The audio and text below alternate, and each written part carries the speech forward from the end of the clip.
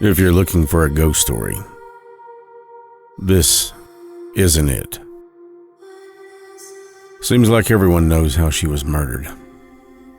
And then, the tales of her spirit wandering 22 Mine Road, and the paranormal horror stories that accompany the narrow, winding path that creeps up that mountainside like the first chill of fall in the Appalachian Mountains. No. This isn't a ghost story. There's enough of those out there about Mamie. This is about her. Mamie Morrison Thurman. Her life. When you put aside the ghost stories that have become her, through no fault of her own, you find a beautiful, sweet, kind woman who loved her church, loved life, kids, animals, people in general as a whole.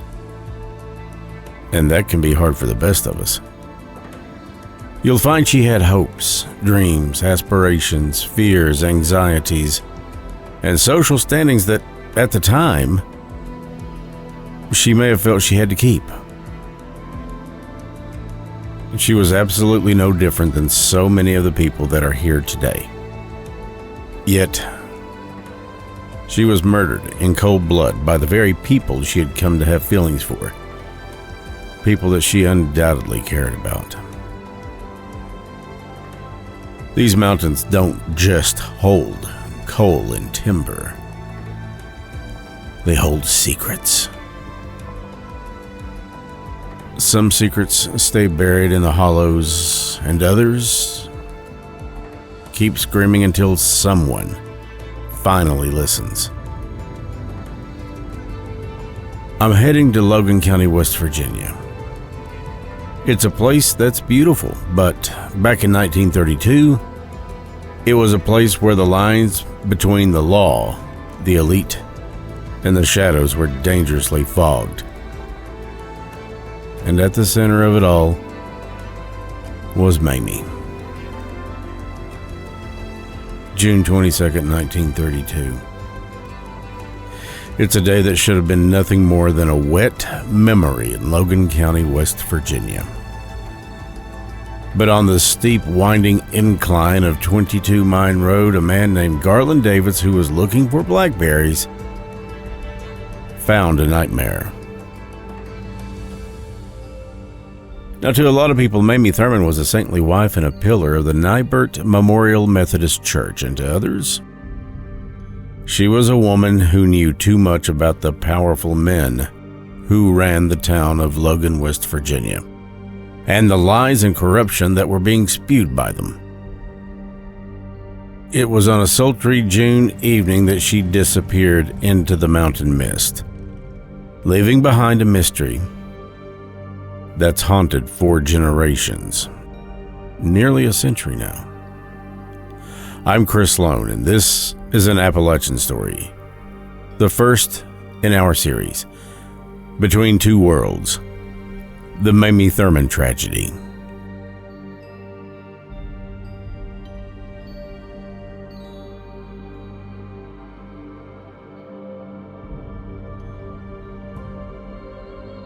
Part 1. The Kentucky Roots. To understand the tragedy of Mamie Thurman, we have to go back before the headlines. Mamie was not a Logan native. She was born Mamie Morrison on September 12, 1900 in Louisville, Kentucky. Life was not easy for her from the beginning. When Mamie was just 4 months and 13 days old, her mother, Ollie Reynolds Morrison, passed away from childbirth complications on January 25, 1901. She was raised in Kentucky, eventually marrying a man named Alvin Jack Thurman. He was 16 years her senior. Some psychologists reason this may have been some kind of an external issue that Mamie had to deal with from her earlier years. After her mother Ollie's death, she was left in the hands of what some would say was an abusive father who had turned alcoholic. To Mamie, It may have seemed he was too busy taking solace in the bottom of a bottle than to be bothered with raising a daughter. Today, some people would sarcastically refer to it as daddy issues. Perhaps she was seeking validation, a sense of worth, a sense of love. As for Mamie's father, Kentucky native George Morrison was a well-respected figure in the Bradfordsville and Louisville areas of Kentucky. He was a well-known and respected carpenter and contractor. Unlike the gritty coal mining background of many Logan residents, the Morrisons came from a more established Kentucky lineage. It appears that George Sr. would have a life of tragedy. He didn't just lose his wife in 1901. He was left to raise Mamie and her siblings during a time when infant and maternal death rates were high. This early instability is often cited by historians as why Mamie sought the protection of older, established men later in life. In time, George would go on to remarry Viola Powell, and they had a son, George Morrison Jr., who was Mamie's half-brother. Now, this is a critical connection because George Jr. became a highly successful assistant district attorney in New Mexico, and he would invest a lot of time later on in life examining the murder of his half-sister. He never believed the official story of Mamie's murder and referred to it as the Logan Fix. There seems to be some confusion as to what happened to Mamie's father. A popular story that I've been told several times is that her father was shot to death in 1928 by an Ashland, Kentucky police officer named Orrin Teeter while resisting arrest for illegal moonshine delivery and possession. Turns out that's not exactly the case. Records show that Mamie's dad, George A. Morrison Sr., was a carpenter who had been living in Logan County at the time he died. That was the 6th of February 1928, when George had passed from double pneumonia. Now, the story that was told to Mamie's half-brother, George A. Morrison Jr., when he was researching Mamie's death, was that their father was an alcoholic. He had come home and somehow he had rigged up a platform on which to park his car. While getting out of the car, he fell and tumbled down the hillside behind his house, where he laid for a couple of days before being found, and as you can imagine, he was pretty beat up. Well, the exposure to the elements led to double pneumonia, and that killed him not long after. We were told that Mamie had a very complicated relationship with her father, and that he had been known to be abusive towards her. Many believe that because Mamie's husband, who was a local cop in Logan, and her landlord, who was Harry Robertson, a wealthy banker, that the Logan political machine was protecting its own at the expense of the truth where Mamie's murder was concerned. This seems to be a rabbit hole that goes on for what feels like forever. Crooked politicians and judges, shady backroom deals, city officials that were on the take, even church leaders that were among some of the biggest hypocrites you'd ever want to lay eyes on. Well, that's just the beginning of what we're dealing with. To this day, Logan has its own feeling, its own kind of vibe, almost like a cloud hanging over it that refuses to let the light in. In 1924, seeking the promise of the booming coal fields, Jack and Mamie had moved to Logan after they took some time to decide where to put down roots. Jack landed a job as a patrolman, a man of the law. This may be where one of the first aha moments come into play. When Mamie and Jack had moved to Logan, they didn't own a house, but instead they rented a 2-bedroom apartment above a garage on Stratton Street, where today the drive-thru of a bank stands.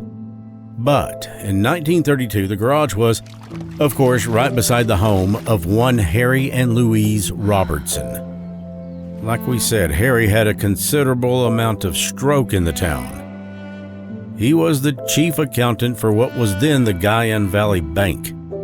He was also treasurer of the Logan Library and sat on the town's council. Hell, he was president of the council. This effectively made him like a mayor. He had helped Jack to secure a position as a police officer in Logan, and the shift that Jack worked was from 6 o'clock in the evening to 6 o'clock in the morning.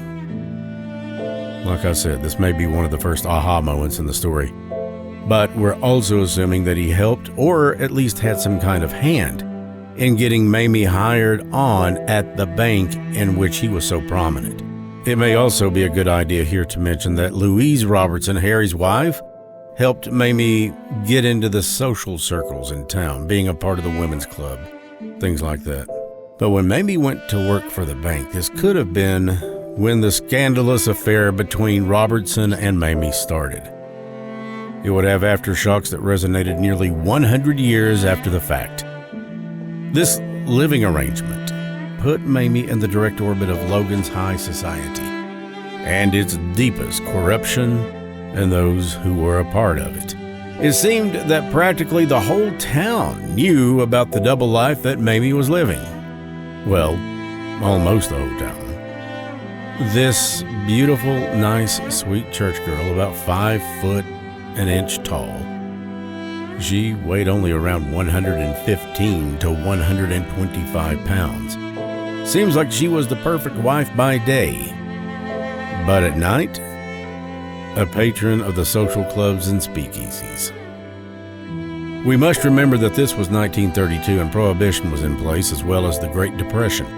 These speakeasies, especially Logan's well-known Businessmen's Club, later referred to in court documents also as the Key Club or Amen Club, was a place where the shadows crept and they were welcomed by more than one person. A place where she certainly received a lot of attention, there's no doubt. Well, practically the whole town knew about this except for her husband Jack. I mean, how would that be possible? The guy was roaming the streets at night, and any cop that I've ever met or heard of has sources that talk. Some of that talk that people utter is absolute BS. But when you hear enough of it from different people over and over, you might want to be checking things out. The opinions of Mamie in the town back in 1932 varied. A lot of people thought she was a wonderful, stylish woman who was charitable and kind. Others thought differently, many of which were no doubt jealous given her extreme good looks and sense of style. She was very active in Nibert Memorial Methodist Church, walking the streets of Logan in the day, and as it would come to be found out, the night brought out a different side of her. Maybe it was the alcoholic father and having lost her mother at such a young age. Maybe it was the attention of the wealthy and powerful that made her feel special. Maybe it was the attention she got from others that she wasn't getting from home. I mean, after all, she was left alone every night from 6 o'clock in the evening until 6 in the morning. We all want to feel special, wanted, and needed. Dwight Williamson wrote several articles about this particular rabbit hole for the Logan Banner. And in one summation, he stated, and I quote, "Lengthy research and trial testimony has led me to believe that this motherless 31-year-old woman had an uncontrollable sexual desire known as nymphomania, something that even she did not understand," end quote. He refers to her as motherless there. Was she? Well, maybe she did have nymphomania, but that was no reason to shoot her twice, break her neck, and cut her throat, over effectively ending her life. Anyone that saw this knew it was overkill. No matter what was going on, it's a deep and dark suspicion that this was the result of the elite protecting its own, and perhaps of a woman who knew the deepest and darkest secrets of some of the, at the time, most powerful people in town, which was a company town, and no one was going to let her talk. Now, by company town, I mean that this place was ran by money, greed, and fear. Money and greed by the coal and timber companies, and fear that their sterling and precious reputations would forever be tarnished by the secrets waiting to be unleashed like a wild animal. Apparently, these were secrets that were worth killing for, at least to them. What happens when such surprises enter the public domain? Oh, well. Governments can be toppled, family empires and money can be lost, reputations go the way of the dinosaurs. Lots of motive here floating around the town at the time. And then there's Jack, a cop who claimed that he had no idea of the speakeasy life and the key club that Mamie was so notoriously a part of. So he says. And then there's Harry Robertson, his wife Louise. Well, she had discovered the affair between her husband and Mamie sometime before Mamie's murder. In his own testimony, Harry Robertson admitted in open court that his intimacy with Mamie had been going on for about 2 years before her death. The affair was a polite secret among the Logan elite. Louise moved inside the same social circles as the other key club members. More than likely, that's how she found out. Historians often suggest that Louise, like many wives of the powerful men in that era, may have been aware of her husband's infidelities, but maintained a public business-as-usual facade to protect their social and political standing. But we've all heard the old saying, "Hell hath no fury like a woman scorned." While she never publicly confessed to knowing about the affair for a specific number of months or years, the testimony regarding Harry's 2-year involvement and the physical layout of their living situation makes it highly probable she knew for the better part of those 2 years. We do know that she had begged him to stop the affair, which he could never seem to do. And in all this time, was Jack truly blissfully ignorant? Even given the fact that he was a cop, and one that assuredly had some ties to people in the community, and would walk the same streets at night. Talk about layers of domestic tension that would choke a horse. We'll get to all that and more.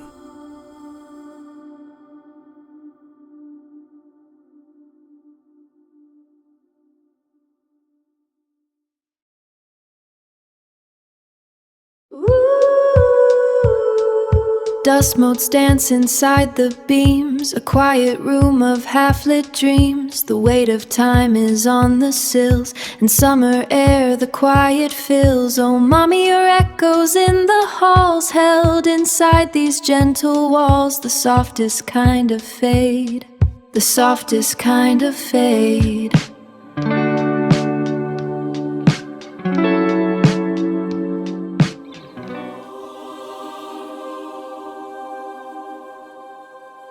Part 2. The Double Life. Anyone looking in from the outside would have probably told you Mamie was the perfect cop's wife. I thought it was a wonderful service, and I'm glad to help in any way I can. I just hope people like these. She was fashionable, beautiful, and active in the Nibert Memorial Methodist Church. But in 1932, Logan was just another town in the middle of Prohibition. And in an era of speakeasies littering the landscapes all over the country, it was the perfect setting for backroom deals that were already being made. It was a place where the driveways often forgot about the tire tracks that patterned them before the sun ever came up. While Jack worked the night shift as a cop, Mamie was alleged to be seen in the local clubs. One such club was known as the Key Club. In the history of Logan County, the Key Club, also frequently referred to in legal documents and local lore as the Amen Club or the Logan Businessmen's Club, was the epicenter of the 1932 scandal. It wasn't just a bar. It was the private playground for the town's ruling class. The rumors spawned by the elite were that she was intimate with more than 16 so-called men at the time. I'm of the opinion that this was a straight lie designed to divert attention away from this particular club and its members who thought of themselves as the upper crust. Crust was probably accurate, not so sure about the upper part. The club was located on the second floor of the Holland Building on Stratton Street in downtown Logan.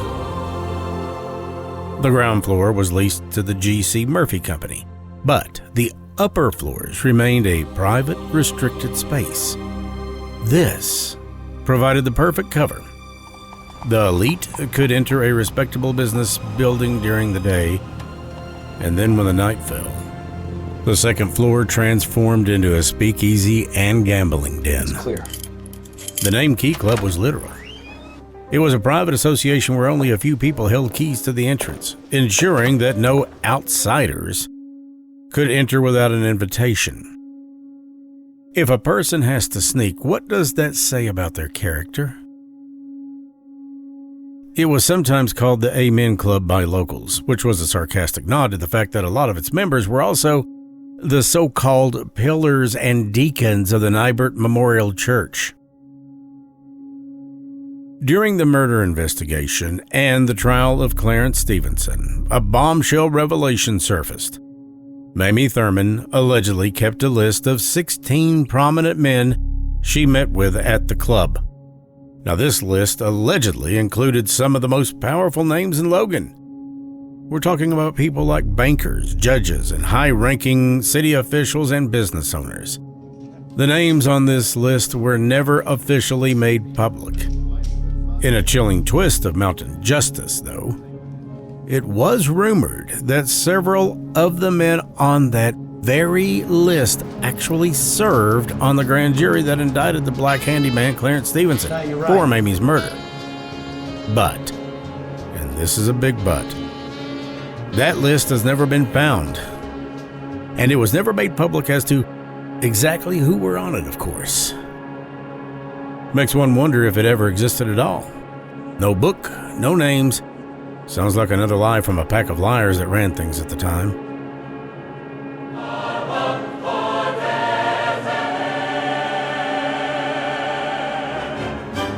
Well, the choir practice is over for the week. And the real work begins. Trying to protect their club and reputations because, after all, the money is always the most important thing. Or is it?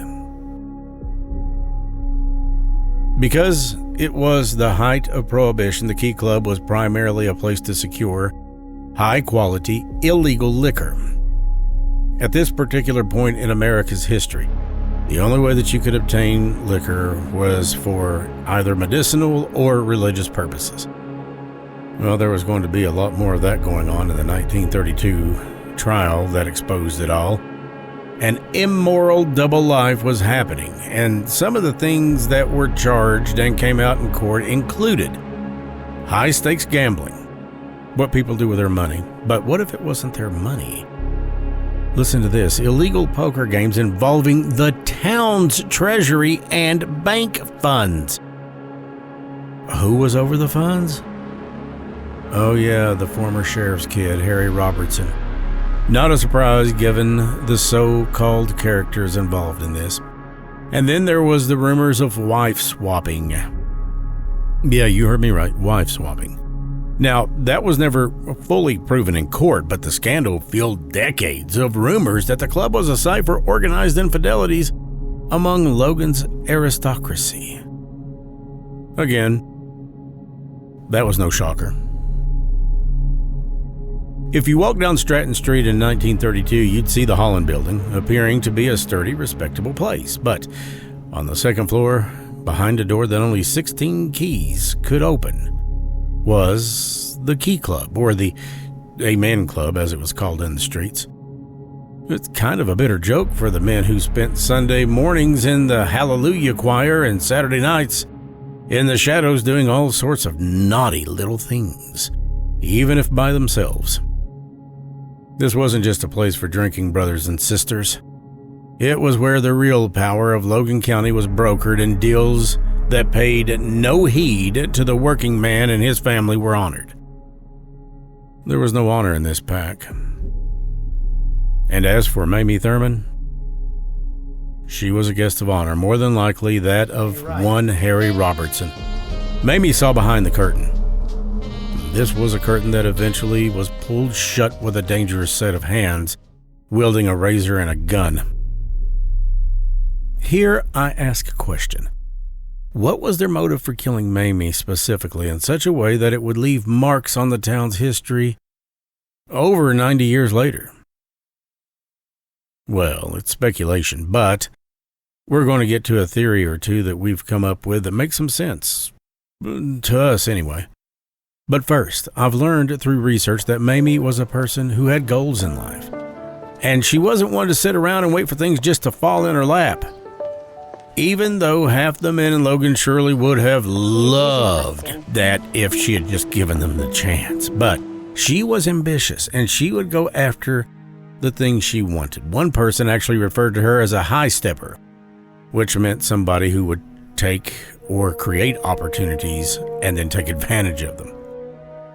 Now, somebody taking opportunities as they come her way in many different cases. Now, remember, at this point in history, the country was in the throes of not only Prohibition, but the Great Depression. A third of the country was out of work. People and families were scrounging for scraps of food to eat. FDR had only recently beaten Herbert Hoover in a landslide election to become president, and he inherited a mess. So many people were willing to do whatever it took not to be one of the millions living out of a dumpster or in a tent, if they were lucky enough to have that. Looking at Harry and Louise's situation at the time, well, let's sit back and take a look. They had a huge 2-story, 3-bedroom home on Stratton Street, which was a relatively exclusive neighborhood. They had a new car, Italian furnishings in the home.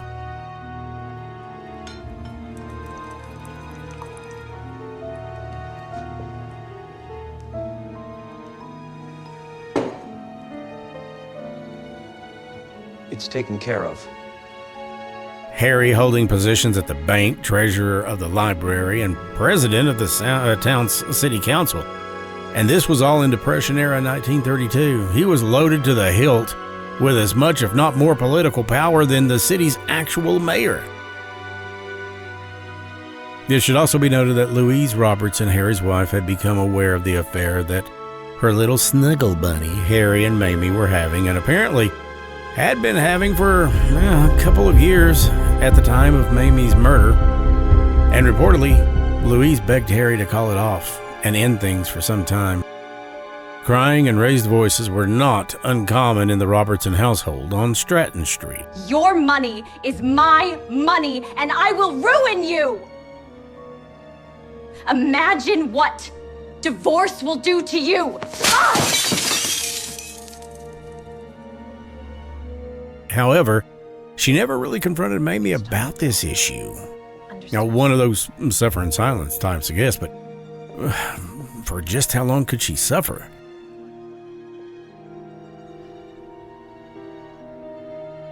Why am I not good enough for him? In the time frame, it was widely considered that a woman married to a man of power like Robertson, she'd have little choice but to suffer in silence in order to keep her role as wife and her comfortable life on Stratton Street.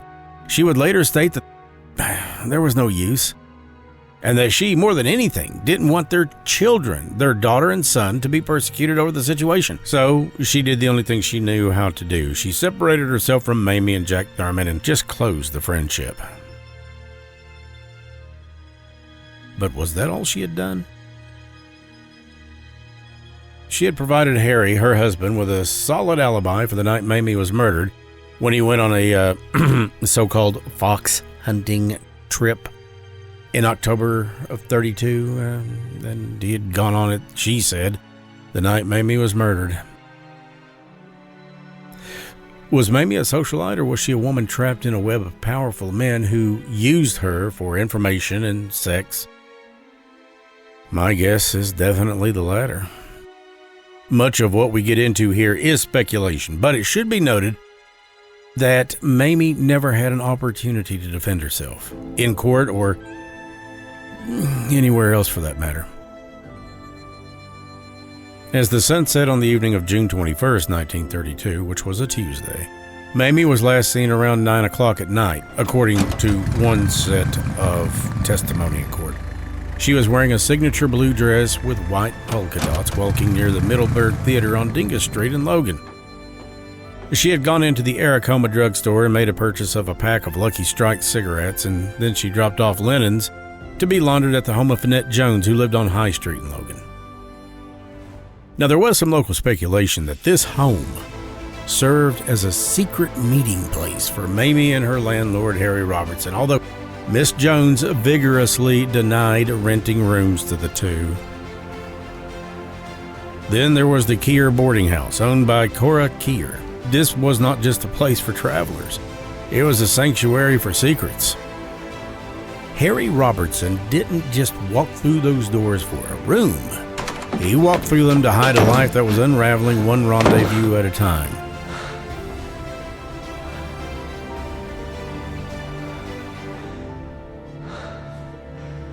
Mamie had worked with Robertson at the Guyan Valley Bank briefly.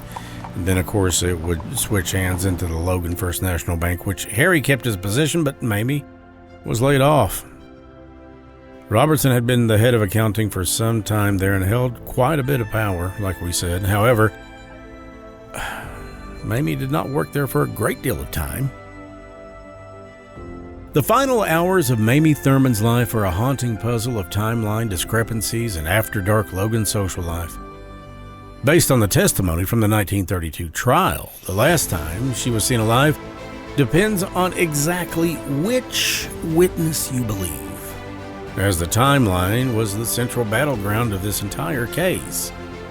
But here's a breakdown of her final movements according to the court transcripts. Number 1, the early evening on High Street. The last official sighting of Mamie outside of the Robertson Circle was at the home of Finette Jones on High Street, sometime between 8:30 and 9 o'clock. Mamie arrived at Finette's house to drop off some laundry, but linens or sheets specifically. She was wearing that famous light blue dress with white polka dots and a small hat. Finette testified that Mamie seemed in a normal mood, but she was waiting for a ride. Now, according to his own later confession, which he did try to recant, Clarence Stevenson arrived at High Street to pick Mamie up in the Robertsons' car. Stevenson claimed he was instructed by Harry Robertson to pick her up and bring her back to the Robertsons' estate. Finette Jones saw Mamie get into the car with Stevenson. Now, this is widely considered the last time that she was ever seen alive by someone not directly involved in the crime. This is the pivot point of the whole tragedy. If we follow the prosecution's timeline, the last moments of her life occurred at the Robertson property, where Mamie also lived in the apartment above the garage. And I tend to believe that this is, in fact, where she was murdered. The prosecution believed that between 10 p.m. and midnight, a confrontation occurred sometime in this neighborhood. Now, this is strictly speculation, and I have no evidence to back this up, but it's my guess that Clarence Stevenson was instructed by Harry Robertson to tell Mamie that Louise may have been out of town, maybe visiting family somewhere or something. Anyways, wanted her to come over. So Clarence picks her up, tells her, look, Miss Louise isn't there. Mr. Harry wants to see you. And of course, Mamie, well, she's all for it. She goes to see him.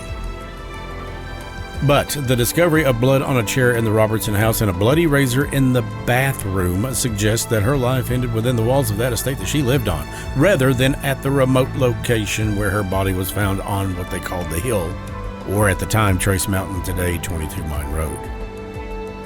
Now we really get into some speculation. Harry Robertson claimed that he was out fox hunting at the time. However, the prosecution argued that Mamie was taken to the Robertson home or garage. Either way. Now, the defense tried to claim that Mamie was seen much later in the night by other residents to provide an alibi for Harry Robertson. However, the most credible last seen alive remains the moment she stepped into that car on High Street. Everyone seems to agree on that. That's when she was leaving Finette Jones' home and heading towards the Robertson estate. Now, this is pure speculation, but it seems to make sense. Earlier, you heard me quote Dwight Williamson as referring to Mamie as a motherless 31-year-old woman.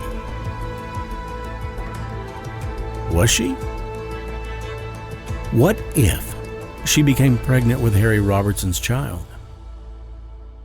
During an episode of our live stream called The Gatherings, Stacia Underwood Gullett had conducted a spirit box session in which we believe that Mamie and others, including her husband Jack, who had told us to back off and leave this alone, and Mamie, indicated the number 4 several times, and then she said 4 had been flushed. Also, the words coat hanger had came through, as well as other notorious devices associated with abortion at the time. What if Mamie became pregnant with Robertson's kid? Think about this. Just a little background into Harry Nibert Robertson. His dad, some years before, was the sheriff of Logan. He grew up somewhat privileged, had a lot of money, but he's also got a lot of a wife and 2 kids, a son and a daughter. So anyways, he finds out and he knows that she now has the power to ruin him. Divorce at that time, anywhere, was scandalous. You could ruin your reputation in a heartbeat. Then you add to that Louise, Harry's wife, well, she finds out because, well, she doesn't really have much of a choice. She's going to have to find out that her snuggle bunny has impregnated another woman who is married to a cop. Harry's wife finding out, then her husband Jack. Remember, Jack was a cop and his service weapon was a .38 revolver, but that's not to disclude the fact that Harry Robertson had a .38 revolver too. The 2 bullets in Mamie's head, they were made with a .38 revolver, or so says the doctor that performed the initial autopsy. Now, Louise was a woman scorned, and Harry, this guy, he just kind of strikes me as someone that couldn't deal with any amount of real-life stress and used his money to get him out of whatever he was into and get him into whatever he wanted. He was no John Dutton.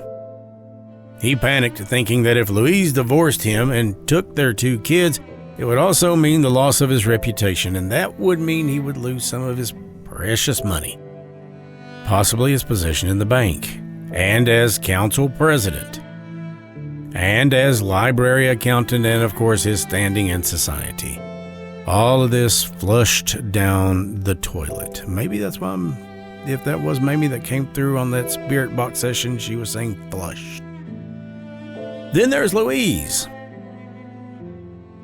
At first I could not stand this woman, but the more I do research into this, the more... Well, anyways, Louise, the scorned wife who by now feels like she's simply not good enough, not pretty enough, which, compared to Mamie, yeah. Anyways, she's begging Harry, and she's been begging him for some time to end this affair, that it's going to end poorly. She's warning him and telling him, but he could never seem to. I do believe that Mamie loved him, because he showered her with attention, gifts, money, attention that she had never received before, not from her father, not even from Jack. There are certain things he could give her that very few people could in this day and age. And he knew it. He played her like a harp. Because there was something he wanted to, and I don't need to spell that out. Because like many, even today, he figured that once he had a ring on her finger, and I'm talking about Jack now, once he had a ring on her finger, Jack figured, well, he didn't have to keep working so hard on the relationship. He now owned her, and she would never leave. That's a common affliction that a lot of couples go through today. Not just in 1932. So in this speculation, it began with not paying attention to her like he once had. This hurt Mamie deeply, as it would just about anybody. And it was a betrayal of trust to a degree. It's 1932, the country is in the middle of a Great Depression, people are literally fighting over scraps, and Harry has the money to spare. His home, which at the time could be called a mansion, was decorated with the finest Italian furnishings. He had just bought a new Ford sedan. They were not doing without anything. And those less fortunate than he bowed down to him in hopes of getting a few scraps here and there. And after all, Jack had been working in construction before he ever became a cop in Logan, and he became a cop in Logan because, well, Harry went to bat for him. That's public knowledge. But with Mamie, oh, he showered her with all kinds of things. Expensive gifts, maybe money, clothing, who knows what. But he wanted something in return, and we know what that was. But for Mamie, it may have been that she felt cared for the first times in her life. For the first time in her life, maybe she felt like she was genuinely loved. Back to Louise, Harry's wife. Anyway, here's this woman who has dedicated however much of her life. She got married around, thinking it was 1914, somewhere in there to Harry. And this was around 1932. So, she'd been with him for a while. They had 2 great kids together. However much of her life that she's dedicated to him. Then she discovers that her husband is cheating on her, that he's a liar, and he's greedy on top of that. Not really setting the bar too high there, Louise. And of course, there was the husband who we believe was something of a mimic of Mamie's father, whom we're told was and could be abusive to her and very controlling. This guy was something of George Sr.'s shadow, treating Mamie more like a possession than a wife. Well, I guess that was not all that uncommon in 1932, but this guy may have taken it to a whole nother level. When he was confronted with the adulterous affair, there's a really good chance that he lost his mind.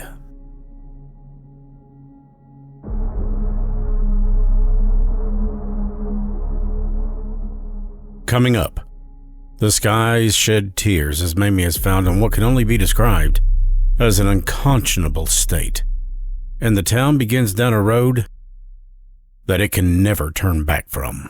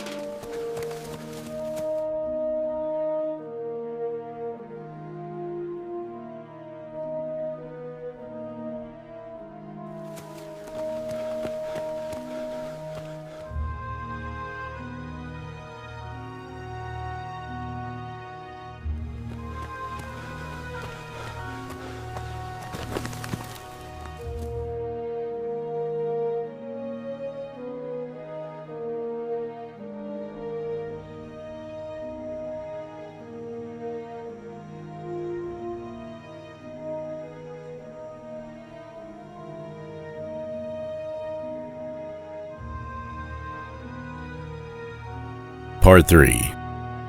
The Discovery on 22 Mine Road. The next day was June 22nd, 1932. It had been raining earlier that morning, raining hard at times. It was somewhere around 1 or maybe 2 p.m. when a deaf mute identified as 32-year-old Garland Davis was out picking blackberries on Trace Mountain. It's what we now call 22 Mine Road. Now, this is where he stumbled upon a sight that would change Logan forever. Mamie's body was found in a briar thicket. It was a sight that no one should ever have to bear witness to. It was a brutal, personal killing. Her throat had been slashed from ear to ear, and she was shot twice in the left side of the head, and her neck had been broken near the base of her skull. Testimony suggests that she was shot with a .38 caliber. The first shot passed through both hemispheres of the brain. The second one only passed through one hemisphere, or side of the brain.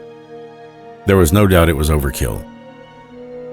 One shot was behind the ear, exiting about 1.5 inches above her right ear, and another one, it was shot in a similar location and exited on the back side to the left of the median line.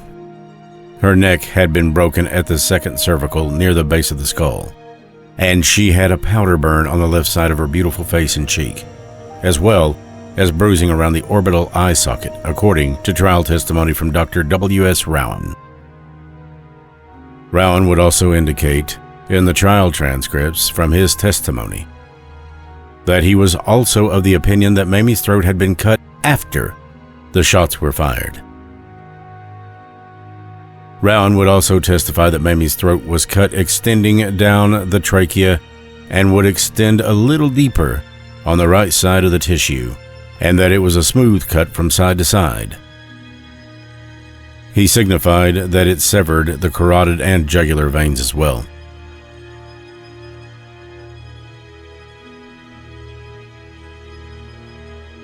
Are you absolutely certain about the time of death? With a high degree of medical certainty, yes.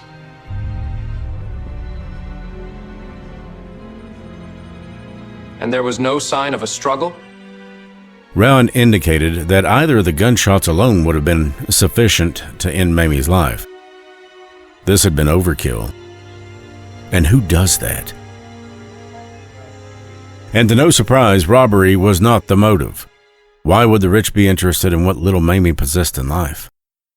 Her diamond engagement ring and silver wedding band were still on her fingers, along with a wristwatch. One shoe was found on one foot, and the other one was found the next day, along with her purse containing about $8.75 or 76 cents, according to Jack Thurman's testimony.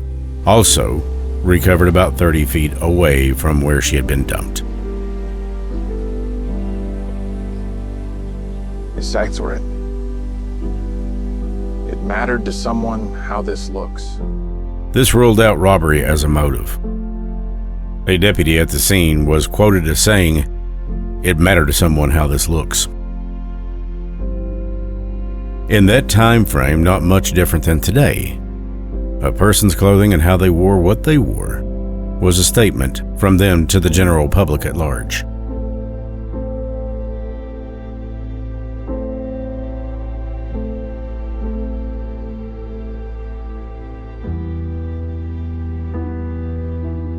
In an odd turn of events, one of the first people that was actually on the scene was Benjamin B.O. Holland, as in the Holland that owned the building that the Key Club or the Amen Club resided in. Yes, Holland was among one of the first prominent citizens who went up the 22 Mine Road to the scene. In fact, historical accounts note that because the crime scene was quickly overwhelmed by onlookers and local officials before forensic protocols could be properly managed, B.O. Holland was one of the individuals who actually assisted in carrying Mamie Thurman's body away from the blackberry brambles up on the roadway so it could be transported back to town. This added yet another bizarre connection between the powerful Holland family and the tragedy anchoring them to both the secret meetings at the Holland Building's Amen Club and the physical aftermath on Trace Mountain.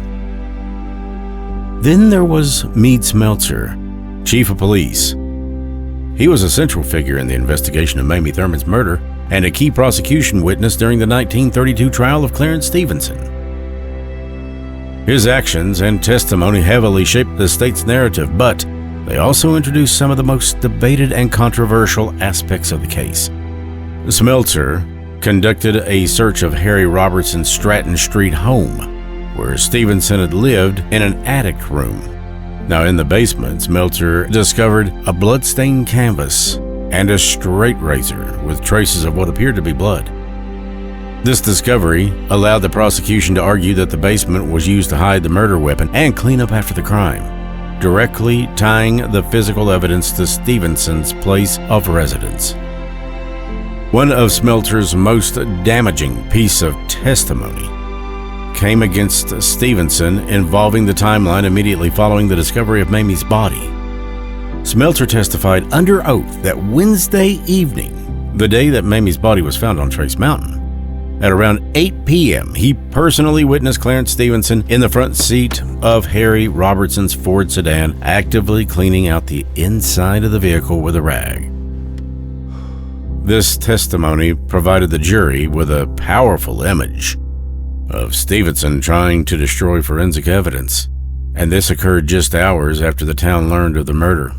Stevenson vigorously denied this on the stand, claiming that he was never in the car with a rag and questioning why Smeltzer would fabricate such a story. The investigation immediately turned towards the Robertson house, of course, like we said, but maybe it was because Jack was one of their own. Or maybe it was because Jack and Mamie lived above the Robertson garage. You have to remember, one of the first people investigators will look at is a spouse.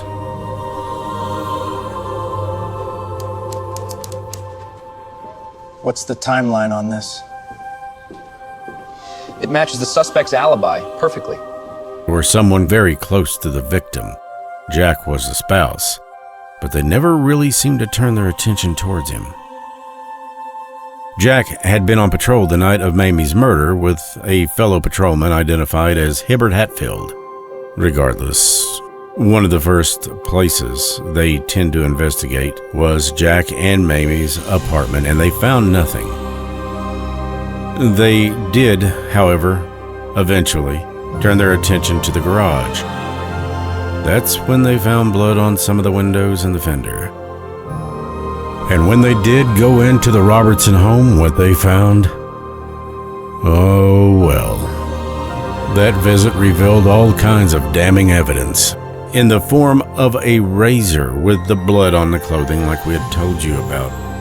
Now, going back to Jack and Mamie's apartment, they did search it, even though Jack had testified that he had no idea that they ever had searched it. But they did. They found nothing. And then the Ford sedan, they found blood inside the car, and, well, after that they went and searched the Robertsons' home. They searched the basement, they searched the attic, and what they found, they found what appeared to be a bullet hole in the wall. They found bloody rags, a straight razor hidden in the home, and then in the attic where Clarence Stevenson resided, apparently they found even more. It was at about 8 p.m. that night that Robertson and Stevenson were both arrested. But in a town run by the elite, the blame didn't fall on the banker. It would inevitably fall on Clarence Stevenson. The homebrew controversy and alibi defense. During the trial, the defense tried to use Chief Smeltzer to expose a tight-knit web of protection among Logan's white officials and elite, especially attempting to shelter Jack Thurman's alibi. Now, the allegation was that Clarence Stevenson had testified that around noon, the day of Mamie's body was found, that he went up to Jack Thurman's apartment over the Robertson garage. Stevenson claimed that he found Jack Thurman in bed and that Chief Meade Smeltzer was sitting right there with him, and the two of them were actively drinking moonshine, homebrew, and all that out of about a half-gallon jar. The denial came when Smeltzer was called back to the stand to rebut this testimony that he flatly denied. He testified that Stevenson's story was completely untrue, fabricated, and that he never was in the same room as Stevenson, and that Stevenson was never there, and that no drinking had taken place at any time whatsoever. But why is Smeltzer's role still scrutinized today? Well, to modern researchers and historians, Chief Meade Smeltzer represents the heavily conflicted nature of the Logan Police Department during the Jim Crow era. Because Jack Thurman was one of Smeltzer's own active night patrolmen, and Harry Robertson was a powerful city banker, critics argue that Chief Smeltzer's investigation was fundamentally compromised from the start. Rather than aggressively investigating the husband or the wealthy banker, Smeltzer's department focused its resources on securing a tight circumstantial case against the handyman, ensuring the town's elite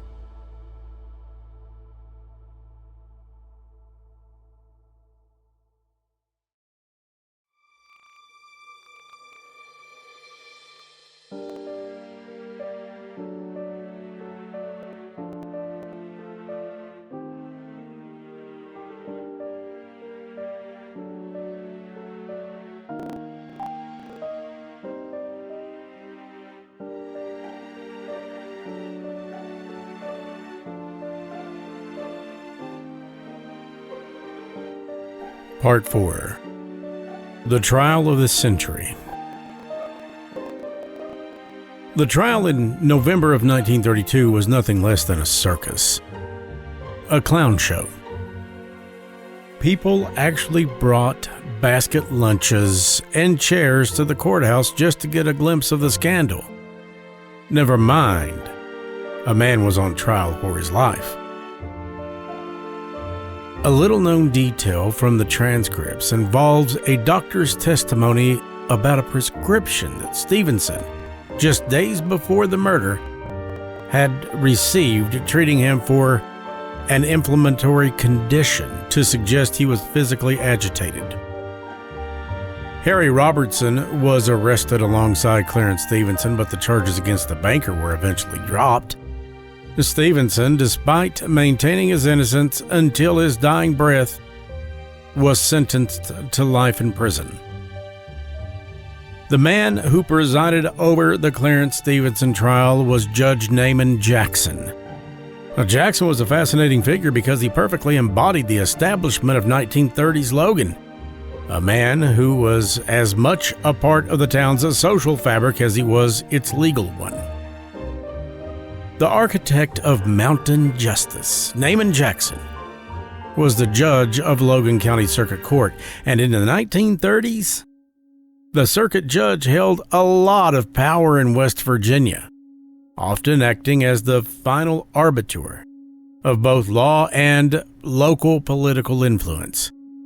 Jackson wasn't just a distant legal figure. He was a contemporary and a social peer to the very men accused of being involved in Mamie's secret life, including Harry Robertson. During the October 1932 trial, Judge Jackson made several rulings that researchers still point out as evidence of a protected elite. While both Harry Robertson and Clarence Stevenson were initially arrested, Jackson oversaw the proceedings where the charges against Robertson were eventually dropped or minimized, while the full weight of the prosecution focused on the black handyman Stevenson. Jackson famously gave the jury State's Instruction Number 3, which explicitly told the jury that a person could be convicted on circumstantial evidence alone. Now, given that there were no eyewitnesses to the murder on Trace Mountain, this instruction was the primary reason that the jury felt perfectly comfortable in returning a guilty verdict for Stevenson despite the lack of direct proof. In a strange twist, the defense for Clarence Stevenson was led by another heavyweight, Judge James Dameron, who was a former judge himself. Now, this created a courtroom battle of titans. While Dameron fought to expose the fix and the involvement of Logan's high society, Jackson maintained strict control over what evidence could and could not be presented. Many feel that Jackson's courtroom management prevented the list of 16 men who were prominent from becoming a matter of public record. Jackson was deeply entrenched in the Logan County political machine. To understand him, you have to realize that in 1932, Logan was effectively a company town ran by coal interest and the banking elite. As a judge, his job was to maintain order. To many historians, order in the Mamie Thurman case meant finding a scapegoat so the town's prominent local leaders did not have to face a scandal that would have toppled the local government. Many in Logan, including Mamie's own half-brother George A. Morrison Jr., a future assistant DA, believed that Stevenson was a scapegoat, a fix, to protect the reputations of the men who knew Mamie too well, or so they said. It was documented some years later by a cellmate of Stevenson named Norman Slone that Stevenson had admitted to taking Mamie's body to Trace Mountain because he was hired to do so, but he never said who hired him. He maintained his innocence until his death from stomach cancer in 1942 at Huttonsville Prison. Now, sitting on the bench was Naaman Jackson. Now, Jackson wasn't just a man in a black robe. He was a man who shared Sunday dinners with secret handshakes and the very people that Mamie Thurman was alleged to have known too well. When he told the jury that circumstantial evidence was enough to send a man away for life, he wasn't just giving a legal instruction, he was closing a door that stayed shut on the truth for nearly 100 years. And then effectively, he diverted attention away from the notorious Key Club. In the papers and the whispers of the time, they gave a name that stuck like mountain mud. They called Mamie the Stratton Street Vixen. Now, we've been told conflicting tales here. Some say that it was one of the attorneys in the 1932 trial that coined the phrase. Others said that it was author and historian F. Keith Davis in his book, The Secret Life and Brutal Death of Mamie Thurman. Well, it was a title that was, regardless, meant to shame her and paint her as the villain in her own murder. But if you look past the headlines, you don't see a vixen. You see a woman caught in the gears of a town that used her for its pleasure and discarded her for its protection. If she is pregnant,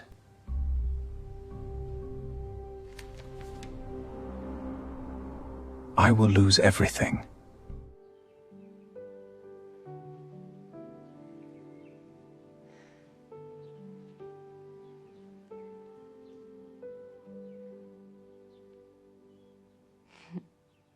They say it's the truth, Jack. What?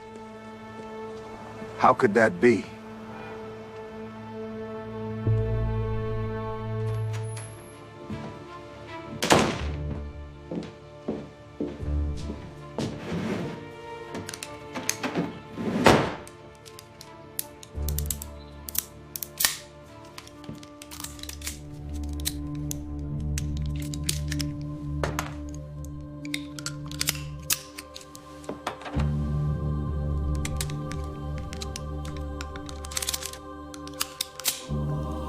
Now, while some of the names of the alleged list of 16 were never made available, we do have the names of those who served on the jury, some of whom were allegedly supposed to be on that list. Now, here's the grand jury members. G.W. Rake from Logan. C.E. Crickner of Holden. W.B. Johnson of Logan. W.C. Williams of Man. K.R. Hilton of Chapmanville. G.F. Suter of Logan, who was a local businessman. C.H. Jemison of Logan, also a local businessman. R.W. Buskirk of Logan. He operated a Logan grocery store.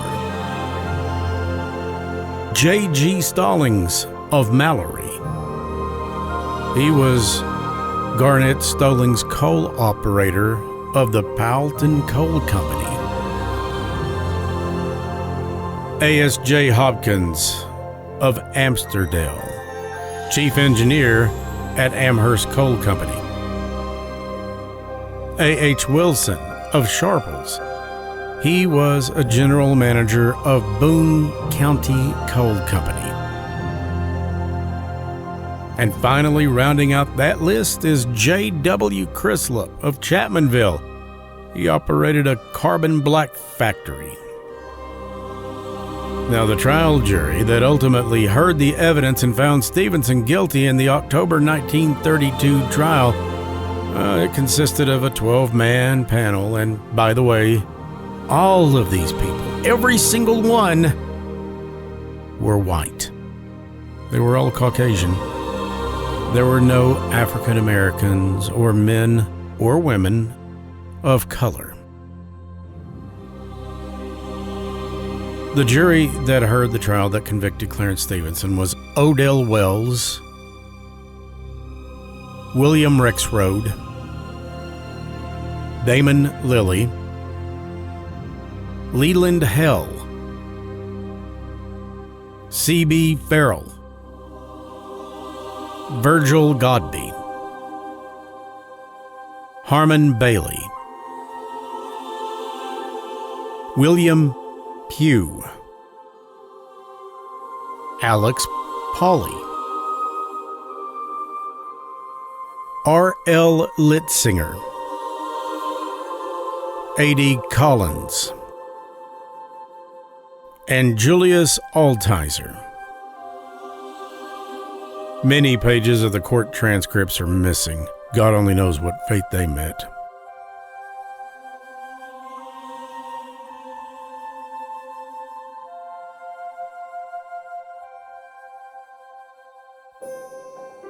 Part 6. The so-called ghost of 22 Mine Road.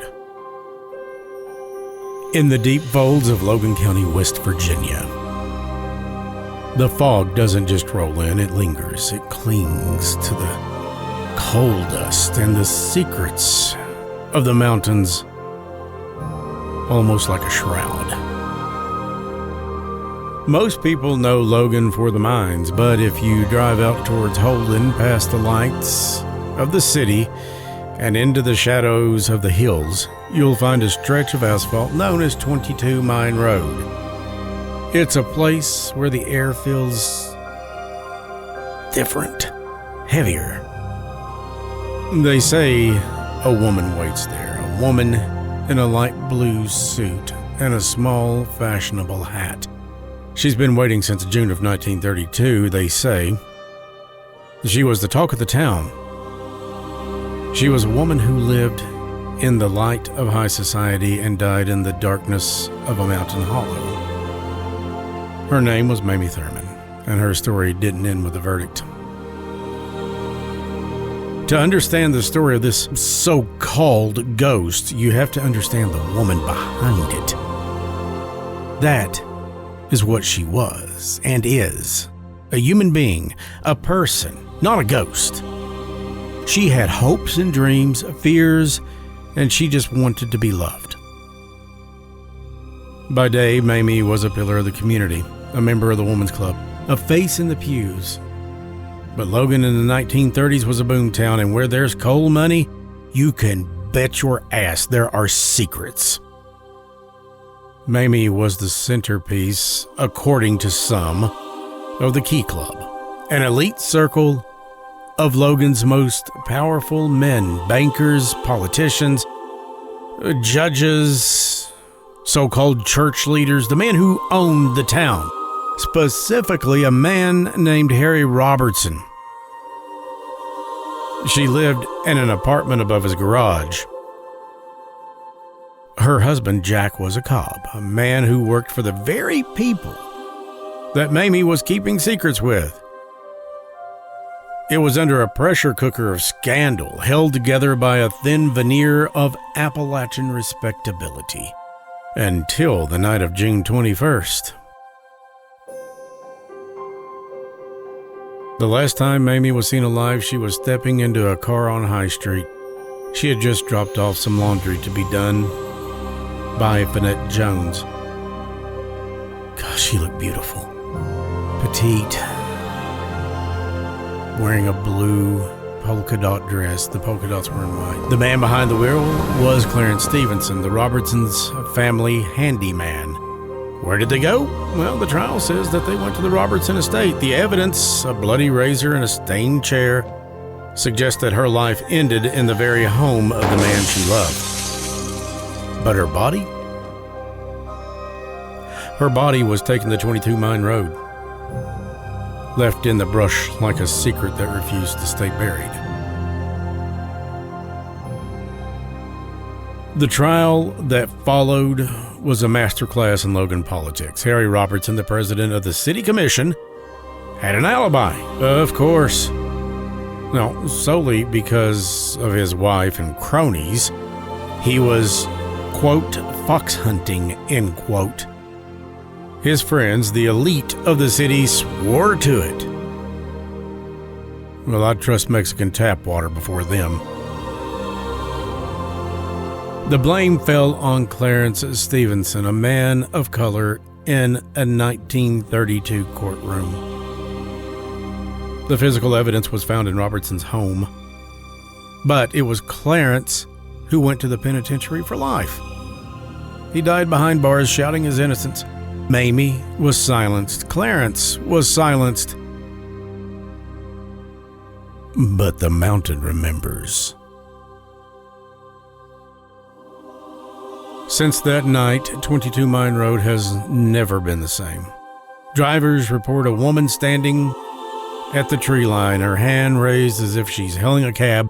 The headlights hit her, and the blue of her dress is vibrant.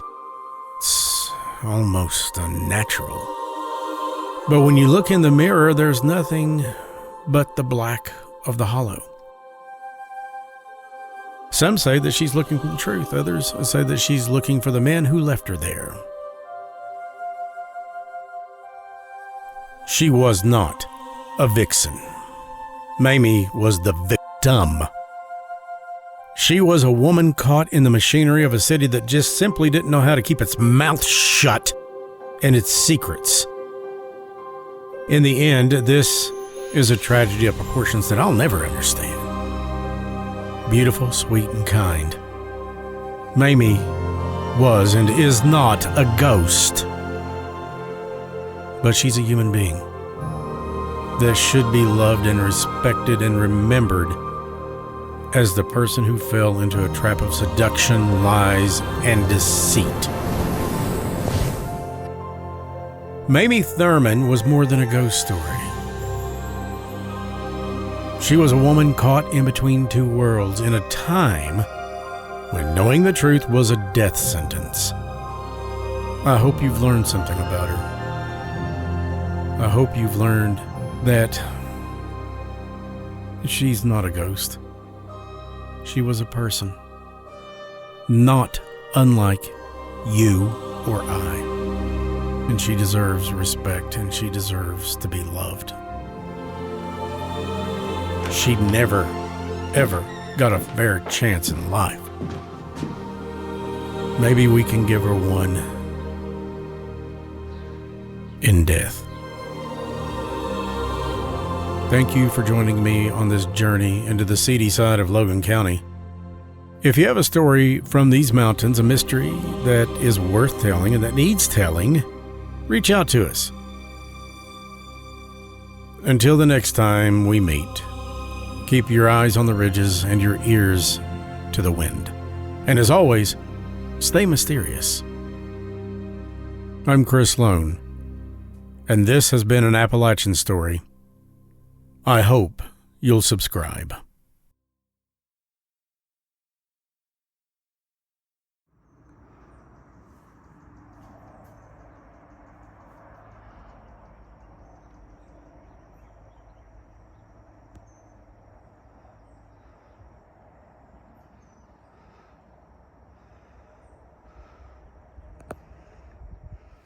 Will you always come and talk to me?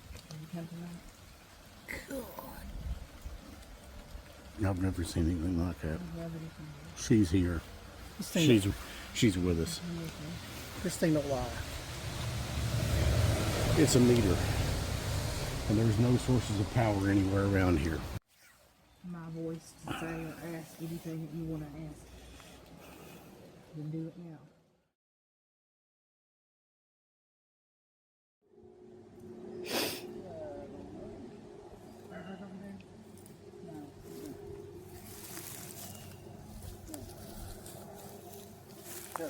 Still, right here. Oh.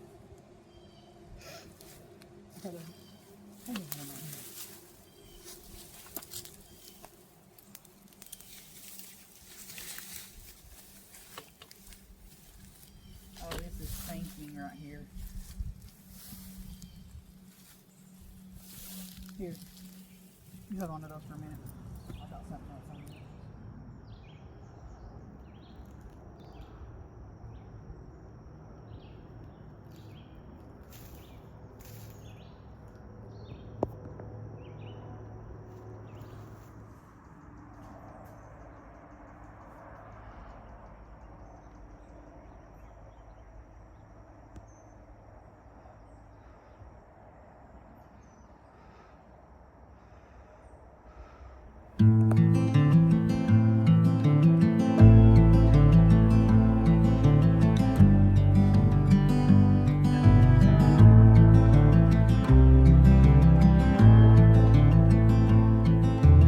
quiet of the mountain where the black grays grew, they found a woman lying in the morning dew.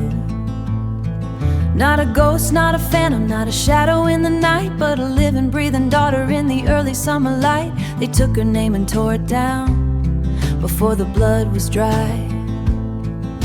The whispers in the chorus under an Appalachian sky, they shielded all the wealthy men, the ones who held the keys, and blamed it on a handyman to set their minds at ease. And they call you the ghost of 22 Mine Road, like a story to be whispered when the autumn nights grow cold. Oh, but you were flesh and you were life they stole away. They traded truth for rumors just to cover up the stains. Mammy, they forgot the soul to cover up the stains. Mammy, they forgot the soul behind the tragedy. They made a campfire legend out of a brutal memory. They talked about your dresses, your business in the dark. They weighed your moral character and left a cruel mark, as if a woman's shadow or the secret she might keep. Excuse the hands that took her life and secret she might keep. Excuse the hands that took her life and left her there to sleep. And 90 years of tourist gold, driving up the hill, looking for a woman in a blue polka dot chill. They wanna hear the phantom cry, they wanna feel the fright. They never ask for justice in the middle of the night. When they call you the ghost of 22 Mine Road, like a story to be whispered when the autumn nights grow cold. But you were flesh and you were life they stole away. They traded truth for rumors just to cover up the stains. Mammy, they forgot the soul to cover up the stains. Mammy, they forgot the soul behind the tragedy. They made a campfire legend out of a brutal memory. Where is your resting place? Nobody seems to know. Just an empty, unmarked cemetery road. The town forgot the victim, but they kept us alive, because a ghost don't ask no questions about who managed to survive. No, you're not a phantom on a lonely mountain track. You're a woman who was broken and can never happen back. Next time they speak your name, I hope they speak it fair, not as a thrill upon the hill, but a woman murdered there. Mamie Thurman, flesh and bone, they should have let you rest. They should have brought you home.